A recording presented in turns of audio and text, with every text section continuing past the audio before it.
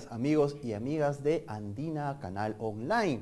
Como cada jueves de interés público llega nuevamente hasta ustedes con temas de interés nacional, temas que hacen que nuestro desempeño como ciudadanos en el país sea mejor y que también nos orientan respecto a las coyunturas que debemos de enfrentar todos los peruanos.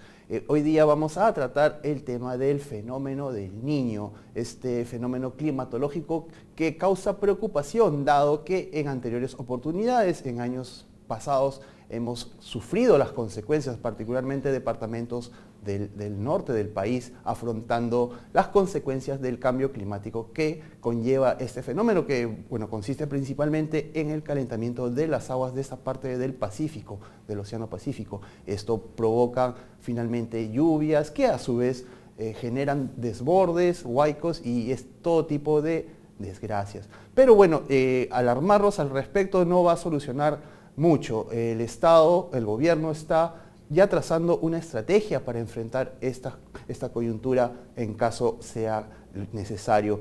Vamos a hablar al respecto, pero antes les comparto la edición de hoy del diario El Peruano. Precisamente el titular principal de la portada tiene que ver con este tema. El ministro de Economía, Alonso Segura, ha señalado que en efecto se ha dispuesto ya de recursos para afrontar las consecuencias que pueda traer este fenómeno climatológico durante el presente año.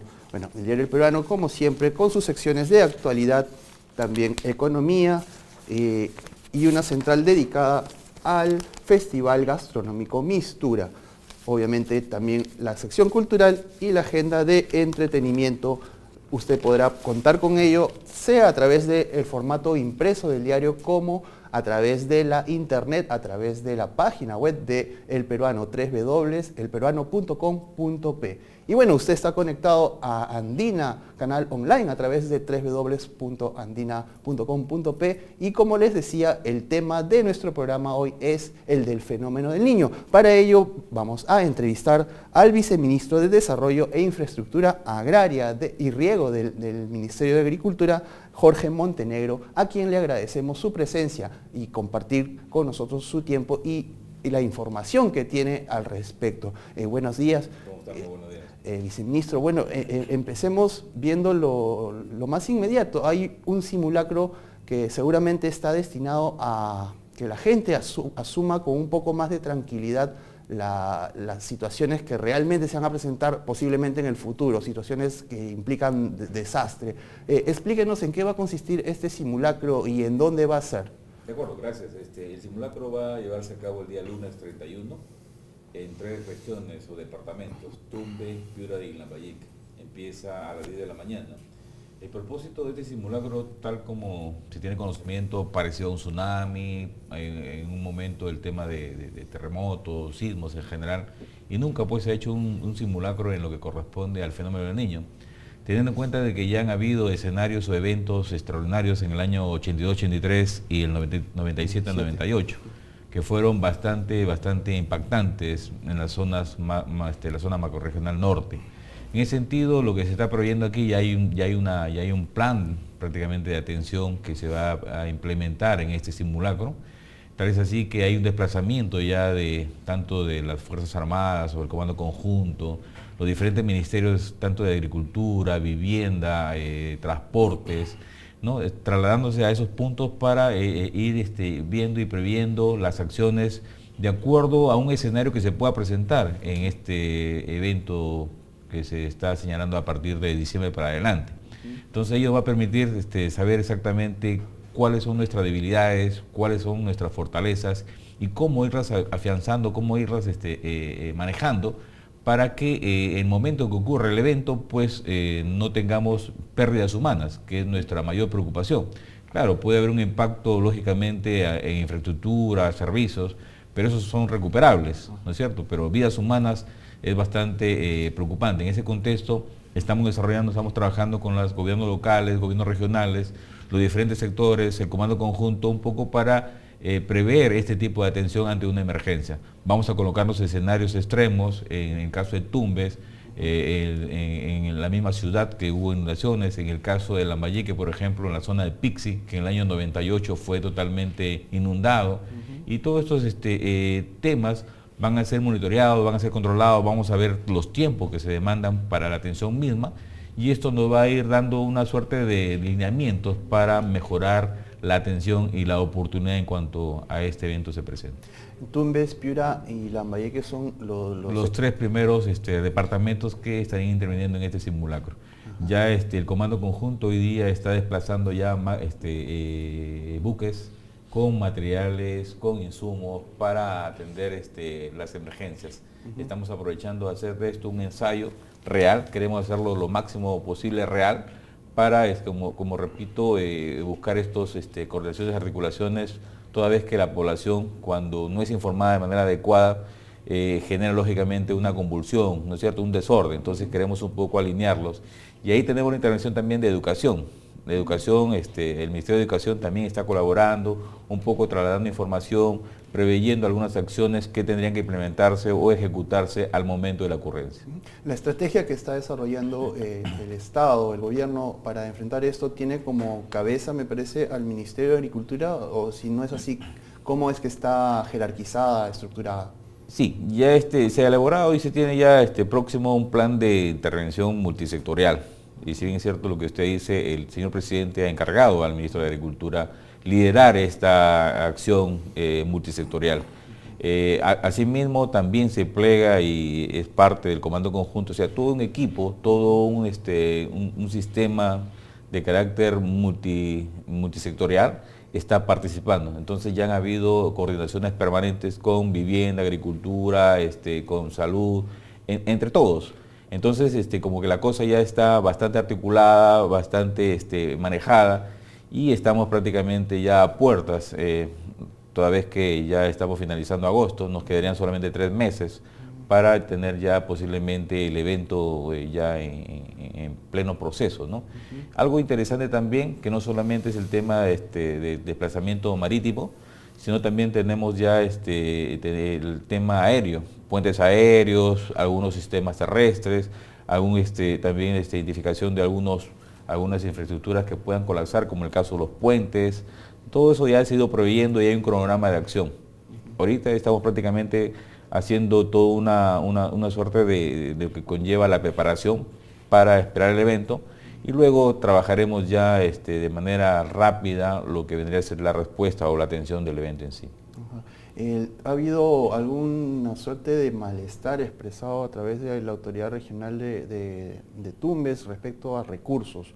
Parece que estuvieran esperando ahí en esa jurisdicción una suerte de desembolso. ¿Esto es el mecanismo que se va a hacer? ¿Darle también recursos financieros a estas instancias regionales o municipales para que afronten las consecuencias de este fenómeno? ¿O va por otro lado la estrategia? ¿Qué estamos haciendo? Ya desde el año pasado venimos trabajando en lo que es la prevención. El año pasado hicimos algunas actividades, algunos trabajos propiamente en los cauces del río, en las quebradas, de descomatación de drenes, y hemos venido preparando como gobierno, como en este caso agricultura.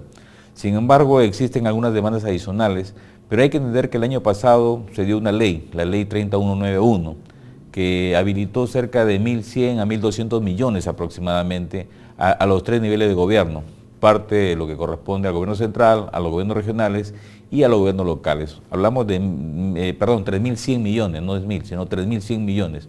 Esto tuvo una finalidad, justamente trabajar en lo que correspondería a la prevención, entender que esos recursos fueron trasladados para atender estas preocupaciones y algunas actividades o proyectos que conlleven pues la utilización de estos recursos.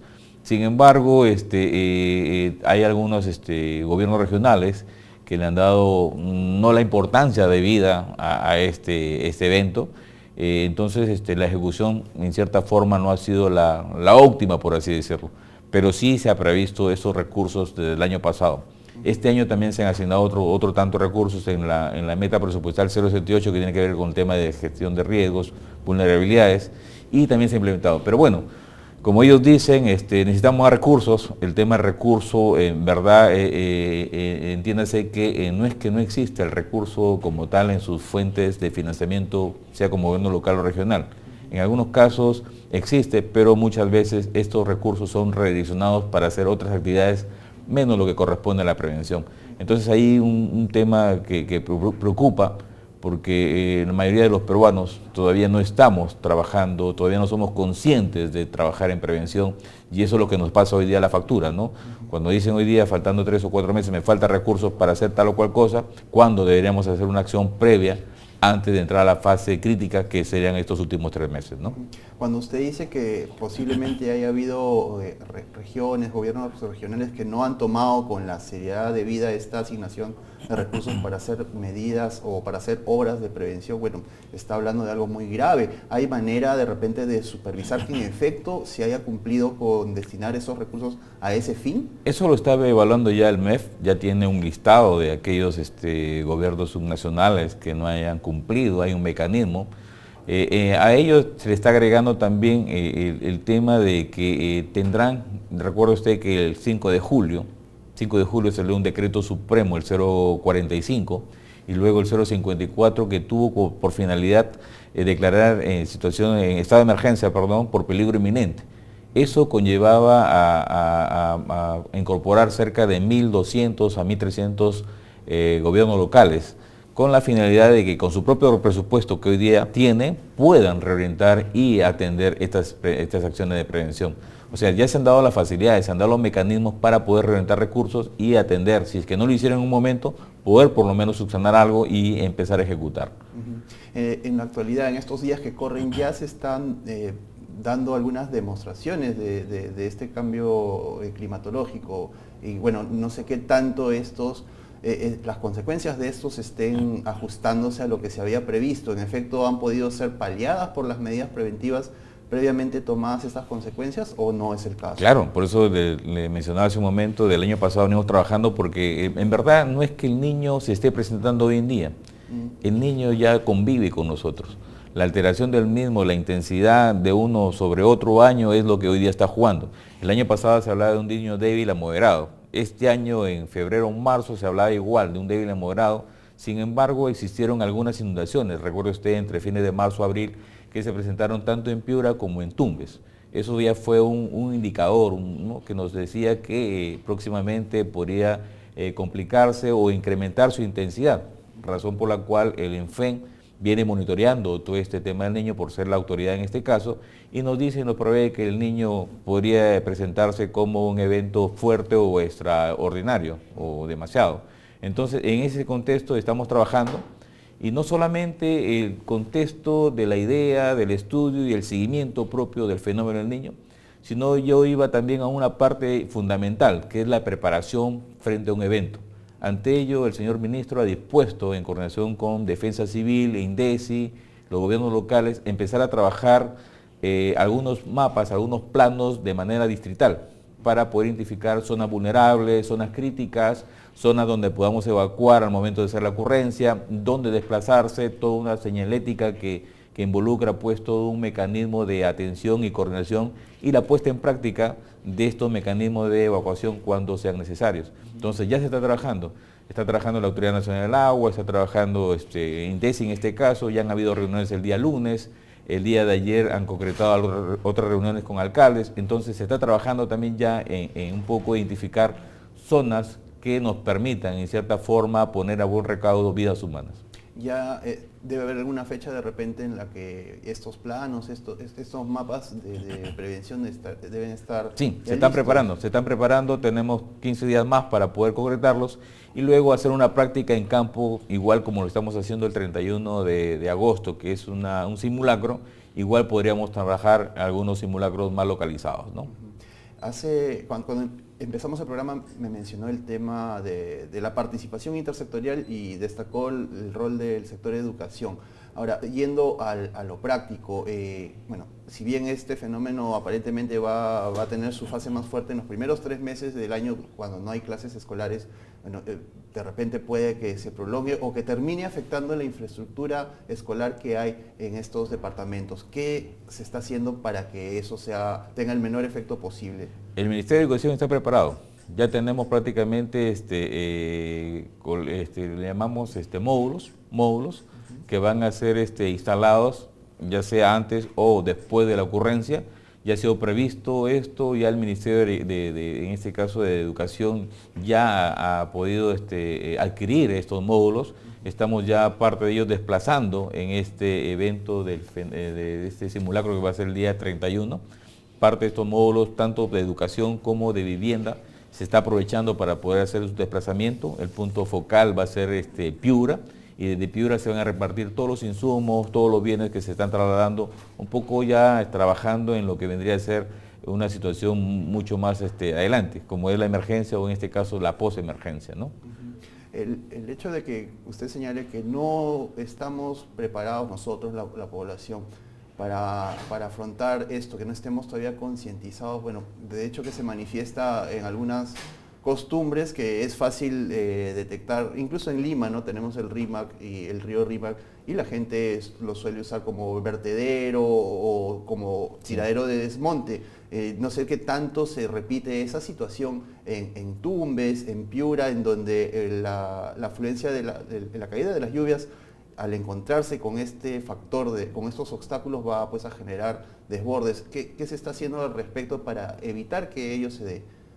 Ahí se está trabajando en todo lo que son la zona urbana, se está trabajando con vivienda. Vivienda en alianza, vías convenios con los gobiernos locales y regionales, se está trabajando lo que son limpieza de canales internos, limpieza de drenes también que son internos, algunas quebradas que llegan a estas zonas urbanas. Entonces por ahí como que ya se ha trabajado y se sigue trabajando en ese contexto. Pero algo importante, aquí repito, el tema de la prevención. Si bien es cierto, el poblador, el usuario, el ciudadano de pie, todavía tiene ciertas dificultades en poder poner ese chip dentro de lo que es prevención. Sin embargo, consideramos que la educación, los colegios, los niños, los jóvenes, van a ser una especie de un articulador, una especie de un impulsor que va a permitir en los hogares radiar lo que estamos un poco concibiendo como prevención. Recuérdese que la educación se da a nivel nacional y es totalmente masivo. Entonces ahí la intervención y la estrategia por parte de este ministerio, trabajar con los niños para que estos puedan replicar acciones o recomendaciones al interior de sus hogares. Entonces eso es importante, creo que es una estrategia interesante y hay que aprovecharla al máximo, toda vez que este fenómeno, por lo que tenemos ya conocimiento y experiencias, de verdad no escatima ningún tipo de afectación, ¿no es cierto? Va a borrar casas, va a afectar agricultura, va a afectar de repente algunos puentes. Ante ese hecho estamos prácticamente preparados para poder atender una suerte de respuesta para evitar cualquier prejuicio mayor y que lógicamente genere pérdidas, en este caso al Perú, ¿no? Su sector, viceministro, es el de Desarrollo Agrario y de Riego también. Bueno, ¿y qué se va a hacer para que los agricultores de esta importante zona productiva del país, que es nuestro norte, bueno, no se vean tan afectados por lo que vaya a ocurrir, ¿no? Son de hecho la actividad económica más susceptible a ser perjudicada, ¿no? Porque las lluvias van a terminar estropeando seguramente las áreas de cultivo y de producción. ¿Qué se va a hacer al respecto? ¿Qué es lo que se está haciendo para que ello tenga el menor impacto posible? Bien, nosotros ya venimos trabajando en los ríos, dándole mayor capacidad de conducción. Alguien nos decía días atrás que la descolmatación, la evacuación de sedimentos en los cauces de los ríos o las quebradas no era de impacto y deberían hacerse infraestructura definitiva. Lo que estamos haciendo y lo que ocurre normalmente cuando se dan estos eventos extraordinarios, en este caso caudales altos, es darle mayor capacidad al río. Es como si usted tuviese este vaso de agua, ¿no es cierto? Solamente puede aplicarle aquí cuanto 1/3 de agua, más para que pueda completar el vaso. Pero si usted agarra y toma parte de esta agua, lo lleva por la mitad, entonces quiere decir que la capacidad del río aumenta. Entonces los caudales, las precipitaciones o las lluvias que se van a dar, van a tener esa capacidad para poder evacuar y para poder conducir. Eso lógicamente va a permitir que menos áreas sean afectadas, menos áreas sean perjudicadas o inundadas en este caso. Entonces son trabajos que son sostenidos, que deberían ser permanentes, que por razones que todos conocemos en el tema de prevención no son atendidos normalmente y es ahí donde nosotros entramos a tallar, es ahí donde nosotros tratamos a colaborar y a complementar estas acciones en los diferentes cauces, quebradas y todo el sistema pues, que comprenden las ciudades y zonas rurales también. Ese es en el caso de desbordes, en el caso de que las tierras que el agricultor mantiene, bueno, vayan a ser afectadas porque el río en efecto se desbordó producto de las lluvias, pero en sí las lluvias también son muy fuertes y ahí frente a eso es creo que es más difícil tomar alguna medida preventiva. Le hemos tomado porque el hecho de haber trabajado en lo que son drenajes nos permite justamente evacuar los excedentes que por principio de la lluvia puedan ocurrir. Entonces hemos trabajado en sistemas de drenajes que permitan evacuar y lógicamente darle mayor capacidad para poder estas aguas tranquilamente discurrir. Entonces si no se hace eso, las aguas podían contenerse, estar ahí permanentemente y eso va a generar no solamente la inundación, sino también estaría generando algunas plagas, algunas enfermedades que también lógicamente estarían complicando la existencia o la vida de las personas que van a ser o están en el lugar. Entonces también estamos trabajando con salud en ese contexto y todos, creo que todos los sectores en general hoy día podríamos decir que están totalmente regulados, están totalmente sintonizados para trabajar en postas, para trabajar en mecanismos de atención y lógicamente darle cierta seguridad a nuestros amigos pobladores, ¿no? ¿Tiene su sector algún cálculo de repente de cuánto estaría en riesgo, hablando monetariamente, en el sector agrícola en el norte? La verdad que, como siempre nosotros decimos, un niño no se parece al otro. El niño del 82-83 no fue tan igual como el 97-98. Y aquí hay algo que agregarle. Recuerdo 82-83, 97-98, ya han pasado más de 15 a 20 años. Y recuerdo que el cambio climático hoy día nos está pasando la factura. Es una variable más. Si es una variable más frente a lo que no sucedió en el 83-84 o el 97-98, entonces podría tener alguna consecuencia de un indicador de impacto posiblemente mayor. De todas maneras, dar datos ahorita de las pérdidas, en verdad sería especular. Consideramos que en la medida que estamos trabajando en lo que corresponde a la prevención, en la medida que estamos trabajando en la preparación, vamos a mitigar, vamos a disminuir el impacto que podría haber tenido o tener si es que no se hubiese hecho nada, ¿no? Bien, amigos, estamos, como ya están escuchando, viendo las posibilidades, las medidas preventivas frente al fenómeno del Niño, este fenómeno climatológico que va a estar haciendo sentir su presencia con más fuerza en nuestro país, concretamente en el norte de nuestro país, posiblemente a partir de diciembre, según nos señalaba nuestro invitado, el viceministro de Desarrollo e Infraestructura Agraria, Jorge Montenegro. Con él vamos a regresar para seguir conversando al respecto e ir conociendo lo que el Estado, el gobierno está haciendo para que nosotros, los peruanos, los ciudadanos, seamos menos afectados por esta inevitable muestra que también tiene que ver con el cambio climático que aqueja a todo el planeta. Estamos regresando luego de esta pausa. Quédese con nosotros en Andina Canal Online.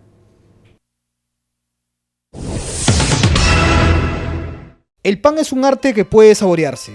Así lo demuestra uno de los panaderos concursantes a la Copa IVA Múnich Alemania 2015. Un verdadero artista plástico peruano que llevó su arte a hornos gastronómicos, logrando no solo deliciosas, sino también hermosas esculturas de pan, que desde ya sorprenden a quienes lo aprecian. Para muestra basta una máscara de la Diablada puneña.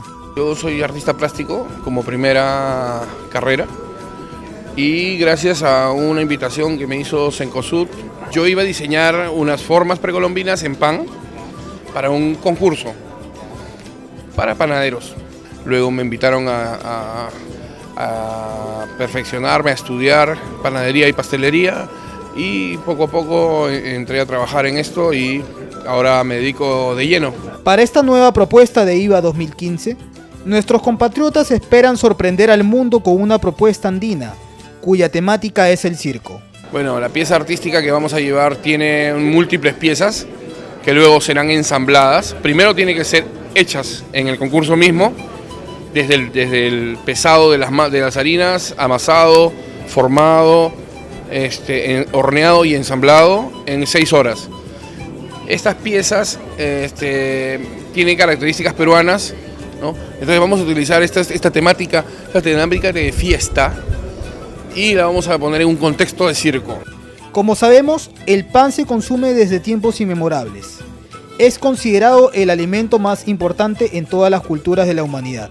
Revalorar el pan significa realmente reconocer los atributos alimenticios que tiene este alimento preparado más antiguo de la humanidad y también los insumos y las maquinarias que la cual representa una responsabilidad social porque genera fuentes de trabajo. Es un aporte, un apoyo y un reconocimiento a lo que está haciendo la industria peruana panadera del pan, que lo que está haciendo es contribuir a la alimentación del mundo, ¿no? Como reza el refrán, hay mucho pan que rebanar, mejor dicho, que apreciar, y el peruano es uno de ellos, pues en anteriores concursos mundiales ha sido considerado como uno de los 11 mejores del mundo.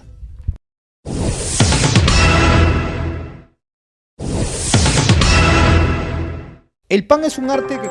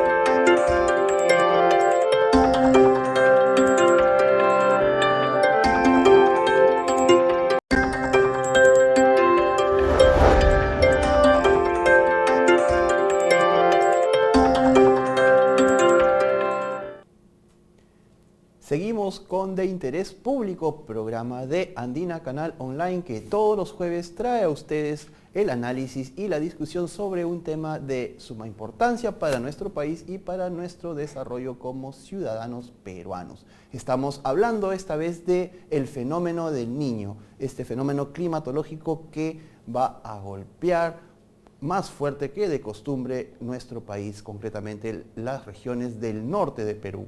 Estamos, como ya sabemos, con el viceministro de Desarrollo e Infraestructura Agraria, Jorge Montenegro. Él nos estaba explicando en el primer bloque del programa las medidas que se están tomando desde el Estado para afrontar con éxito y atenuar las consecuencias negativas de este fenómeno en los meses que vienen. Bueno, las cosas ya están encaminadas, nos contaba él, hay recursos de por medio, hay coordinación entre las diversas entidades del Estado y también con los gobiernos regionales y locales, y bueno, lo que falta de repente un poco más es que nosotros, la población, tomemos conciencia de que debemos también participar de las acciones preventivas que tienen que ver con este fenómeno climatológico. Bueno, seguimos conversando al respecto con el viceministro Montenegro y bueno, conversamos en la pausa un poco en interno sobre lo que es el monitoreo de estos fenómenos climatológicos. El calentamiento del agua del Pacífico pues, implica pues también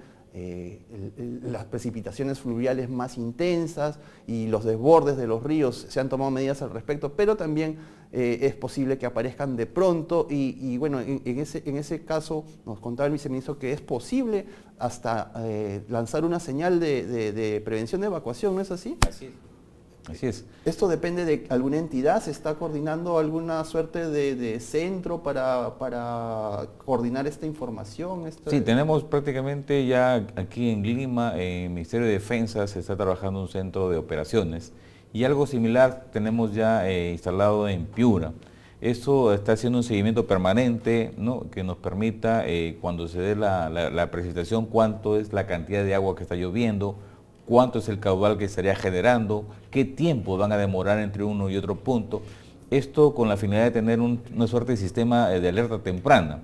Entonces se ha trabajado en Tumbes, se ha trabajado en Piura, se ha trabajado en Lambayeque y nos falta concluir una parte en lo que corresponde a La Libertad. Entonces ya hemos identificado puntos donde al tener un registro de un caudal, sabemos exactamente cuánto va a demorar en llegar a la ciudad. Eso nos va a alertar y nos va a poner lógicamente en acción para poder evacuar niños, ancianos y en general la población. Una gran preocupación nuestra, y es por eso que lo estamos haciendo, es que hoy en día los cauces de los ríos y en general existen población asentada ahí.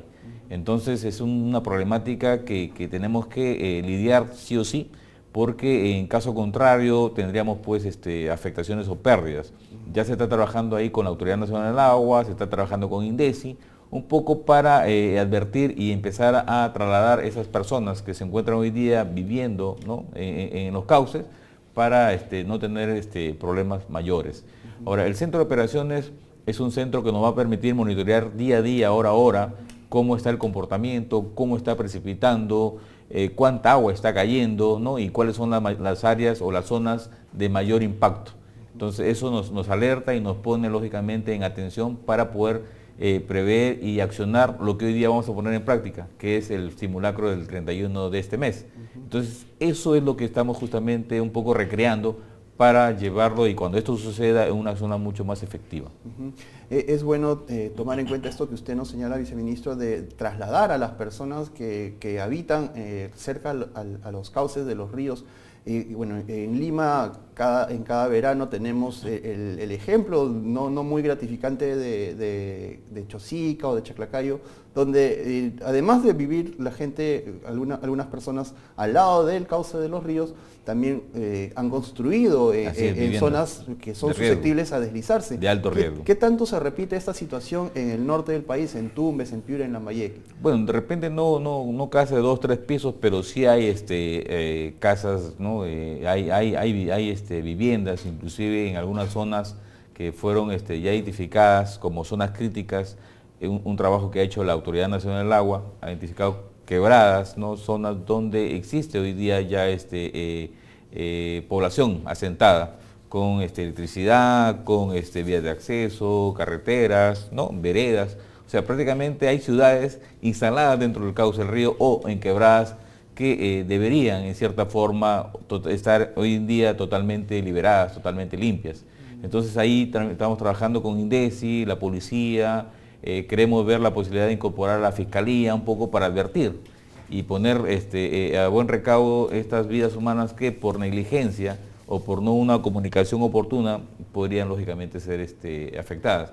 Hay todo un trabajo ahí, se está trabajando ya con los alcaldes y la idea es empezar ya a establecer estos mecanismos de desplazamiento y la ubicación de estos con el apoyo del Ministerio de Vivienda, porque también está llevando algunos módulos para poder hacer estos evacuados o reubicados y evitar lógicamente una afectación, ¿no? ¿Y qué hay respecto a la cooperación que podría darse con el vecino país del norte, con Ecuador? Finalmente Tumbes, finalmente va a verse afectado, como ya hemos conversado, por este fenómeno, y no va a reconocer fronteras, ¿no? En ese sentido es bastante, bueno, no sé si decirle democrático, entre comillas, pero igual va a afectar negativamente también esa zona común. Claro. Y de repente será necesario trazar una cooperación más estrecha al respecto con las autoridades ecuatorianas al respecto. Ya hace semana y media ha habido una reunión ya con el vecino país de Ecuador para fijar algunas estrategias de atención frente a este fenómeno. O sea, ya se está coordinando. Y no solamente eso, sino todas las naciones o todos los países en general, a través de, en este caso, INDECI, está conectado a una red multinacional, ¿no?, una red internacional, perdón, que prevé ante cualquier ocurrencia, ya sea un sismo, un terremoto en este caso, un tsunami o algo, se ponen en la alerta y prevén la atención y la colaboración por ser un mecanismo que lo maneja en este caso creo que es la ONU, la que articula este mecanismo de ayuda y cooperación y donaciones, ¿no? Entonces por ahí ya se están trabajando, ya hay coordinaciones, solamente faltan afinar algunas cositas, pero en general yo diría que ya estamos enlazados para poder tomar en consideración los apoyos que puedan ser en este caso de manera conjunta con nuestro vecino país del Ecuador. Algo que de repente no he tocado todavía, porque más hemos hablado de lo que es el Niño relacionando a un tema de inundaciones, Pero hay que recordar que el niño también tiene un efecto colateral. El efecto colateral tiene que, cuando se han presentado estos, traen en la zona sur sequías y bajas temperaturas. Entonces, eso también ya el Ministerio y otros sectores también están preparándose para atender lo que podría ser un efecto colateral por el tema de las inundaciones en el norte y escaso recurso o disponibilidad hídrica en el sur. Entonces ahí estamos trabajando ya con instalación de pastos, tenemos 15.000 hectáreas ya del año pasado cultivando para prever este tipo de alimento al ganado que pueda ser afectado. Estamos trabajando en la construcción de pequeños reservorios que permitan almacenar agua, la poca agua que pueda tener en ese momento, almacenarla y mejor utilizarla. Estamos trabajando también un poco direccionando, condicionando a ciertos agricultores en contexto de poder instalar cultivos que no demanden mucha agua en la zona sur, lógicamente, porque al no haberla, pues va a generar mayores complicaciones. Entonces, por parte del Ministerio, a través de INIA, a través de la Autoridad Nacional del Agua, Agrorural, entre otros, estamos trabajando con los agricultores un poco dando ciertas recomendaciones para que ellos puedan poner en práctica y evitar daños que lógicamente podrían ser previsibles en la medida que la disponibilidad hídrica vaya cayendo, vaya disminuyendo, ¿no? Concretamente, ¿en qué jurisdicciones sureñas es que se Normalmente se ha presentado en la zona altiplánica, Puno, Cusco, Apurímac, Arequipa, la parte alta, Moquegua y Tacna. Mayormente esos departamentos o regiones han sido las más impactadas cuando, en el caso de 82, 83 y 998, se fijaron estos escenarios, ¿no? Entonces ya estamos trabajando ahí también, por un lado la abundancia del recurso y por otro lado la escasez del mismo. Entonces es un tema que estamos totalmente analizándola, evaluándola y implementando algunas acciones que permitan, como repito, minimizar la afectación que como producto del niño se puedan dar. En este caso también se está tomando en cuenta a los gobiernos regionales y también gobiernos locales. Todas las coordinaciones son a todo nivel, central, regional y local. A ese nivel estamos coordinando. O sea, lo importante ahora es que se está articulando, hay una comunicación mucho más fluida y eso lógicamente va a ayudar al momento de ocurrir este evento. Esta fase de recrudecimiento del fenómeno del Niño, ¿qué tanto va a ser distinta a la que tuvimos, a la que padecimos en el año 97? A lo mejor este factor del cambio climático que afecta a todo el planeta va a redundar en que sea más intensa la presencia de este fenómeno.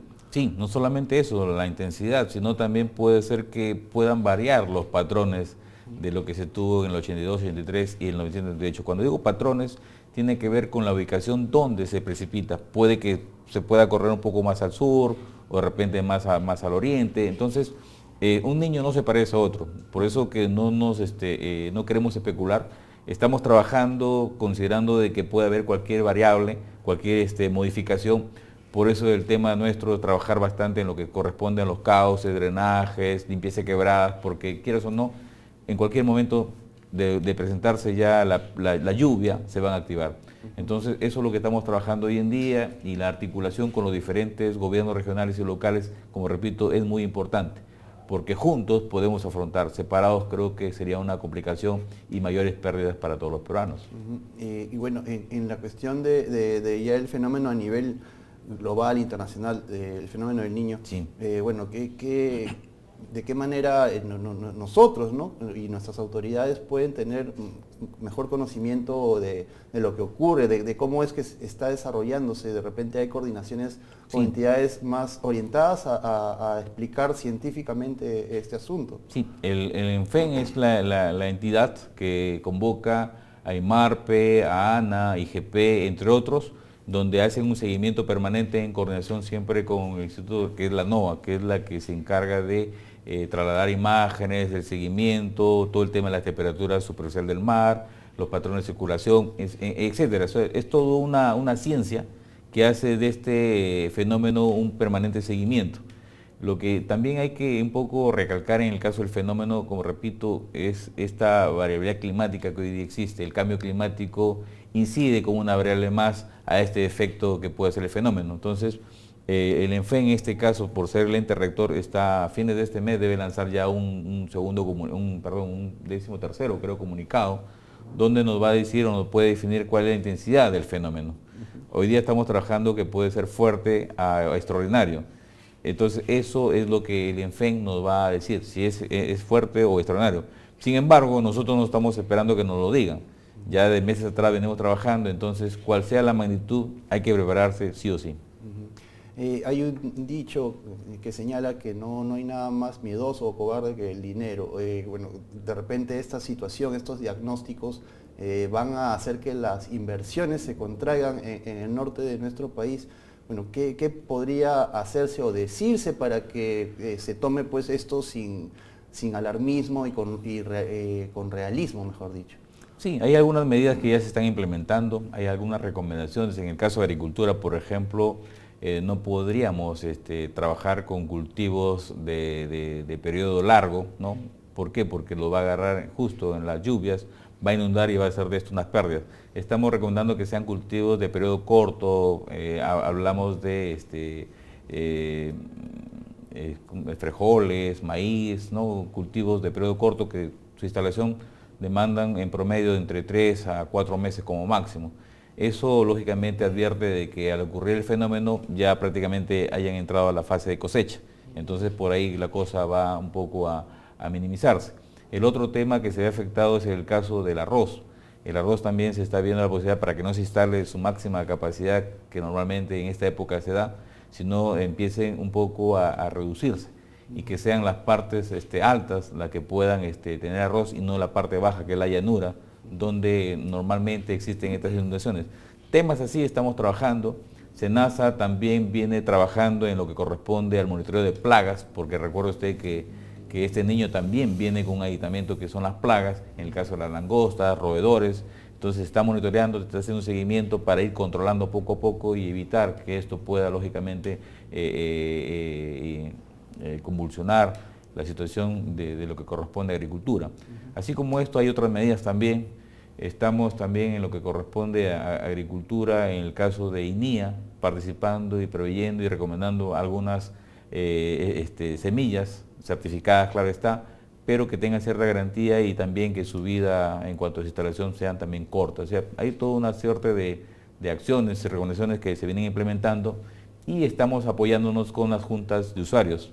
Recuerden que las juntas de usuarios también ellos son los que indirectamente inciden en lo que corresponde a la agricultura y es a través de ellos lo que estamos haciendo, comunicando y trasladando información para que podamos tomar acciones en contexto y evitar, como repito, pérdidas que podrían tranquilamente manejarse. ¿Podemos prever de repente un panorama, una situación de carestía de productos como el arroz, de escasez? ¿O esto no está en el horizonte? Yo no podría especular. Creo que el arroz se podría manejar. No solamente la zona norte produce arroz. El oriente, San Martín, Huánuco y otras regiones también producen arroz. Podría ahí se está trabajando una propuesta de incrementar áreas, ¿no? Un poco para compensar aquellas áreas que no se puedan desarrollar en la zona norte. Entonces cosas así se pueden tranquilamente programar y es lo que hoy día estamos haciendo. Ajá. Bueno, amigos y amigas, aparentemente estamos un poco mejor preparados que en el año 1997 y que sobre todo en el año 1983, cuando el fenómeno del Niño pues prácticamente sorprendió al país y generó desastres bastante considerables. Vamos ya terminando nuestro programa y agradeciéndole al viceministro Jorge Montenegro y también pidiéndole de repente un mensaje final para quienes ven esto con la alarma, ¿no? Con justificable preocupación dado los antecedentes que tenemos, ¿no? De los años que acabo de mencionar. ¿Qué podríamos decir al respecto? ¿Hay que tener miedo o un miedo medido? ¿Por dónde tenemos que orientar nuestra preocupación, señor viceministro? Claro, la vida del hombre está siempre relacionada al tema de los eventos, o sea, es un mecanismo que siempre va a ocurrir. Lo importante es la adaptación para esos tipos de escenarios, ¿no es cierto? Entonces, ¿cuál sería el mensaje? Nosotros estamos trabajando y queremos seguir trabajando, pero uno no hace la historia, lo hacen todos. En ese contexto, la idea es seguir colaborando, seguir ayudando, seguir participando, para tratar en lo mínimo o lo máximo posible, reducir cualquier afectación. En ese contexto creo que el Estado, el gobierno está poniendo su granito de arena y falta complementarse de repente algunos más con los gobiernos locales, los gobiernos regionales y también el agricultor, el usuario de a pie, que permitan en cierta forma poner en evidencia qué cosas buenas se pueden hacer y qué cosas buenas se pueden aprovechar y cómo seguir creciendo. Creo que eso es lo importante que podríamos recomendar. No es un tema de miedo, es un tema de manejo, es un tema de adaptación y juntos podemos lograrlo. Bien. Agradecemos pues a nuestro invitado, el viceministro de Desarrollo e Infraestructura Agraria, Jorge Montenegro, por habernos acompañado durante esta última hora en De Interés Público, hablando sobre la estrategia que el Estado está desarrollando para que los efectos del fenómeno del Niño sean lo menos graves posibles en lo que queda de este año y comienzos del próximo. Le damos nuevamente las gracias por su tiempo, a ustedes también por atender a nuestro espacio. Mi nombre es Fidel Gutiérrez y los acompañaré la próxima semana nuevamente con otro tema de interés público. Quédense ustedes sintonizando Andina Canal Online. Viene ahora el programa Uno por Uno con Eloy Jauregui, que en esta oportunidad tiene a un invitado de lujo. Buenas tardes.